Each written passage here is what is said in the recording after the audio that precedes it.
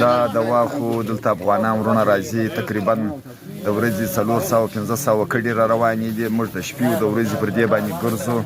د ډوډۍ متضامات مې امر برابر کړی دی، د دوا متضامات مې امر برابر کړی دی. کور یې ودان په چمن کې غیرتي خلک شته، ځکه داسې دی اوس موږ که نوم یاد کړو نو خیر و خیرات یې بیا ځای نه نیسي.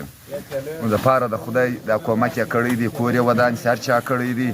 نو بار بار موږ دا وایي د دواو ضرورت شته، د اوبو ضرورت شته، د ډوډۍ ضرورت شته، د پښو دیګو ضرورت شته. موږ خو خدمت کوو، اوس موږ خو نه سرمایدار یو نه تجاران یې ښه چې موږ یې په خپلو پیسو رانیسو او په خپلو پیسو یې دوی له ورستو چې خپل کم زموږ وس دا سو موږ در وس بالا به م انشاءالله کړي، په الله په موږ خبر دی.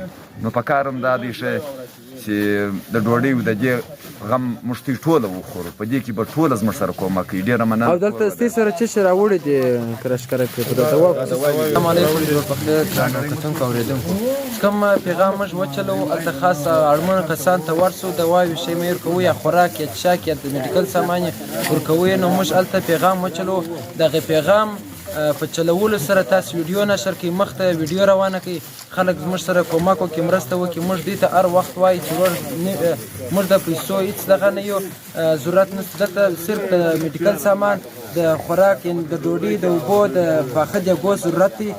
دا مرسته زموږ سره وکړي. نو خلک د چمن د خلکو یې کور ودان، الله پاک دې دغه هر څه مرستې دي د افغانانو ورونو سره کوي. الله پاک دې د قبر په اوله شپه په شا ورولي. انشاءالله اوس دغه مازدیګر یوه زموږ د چمن د ښار یوه حاجي دی چې نوم یې ما اخلي، هغو تقریبا دلته په څو په درجنونو کټنان دواوې راوړلې، ګولۍ یې راوړلې، او د ماشومانو لپاره 1 نمبر، 2 نمبره شیدې راوړلې. دغه تاسو ته کتای شئ د یوه چیلۍ موږ پر یوه کډه باندې ورکوو.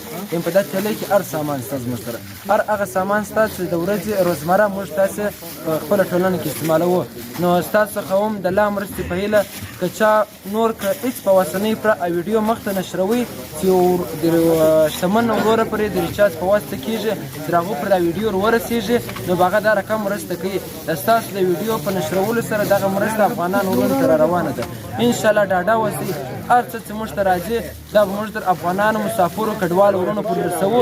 نور به بیا پوښتنه انشاءالله په هغه دنیا سره کوو څه مې کول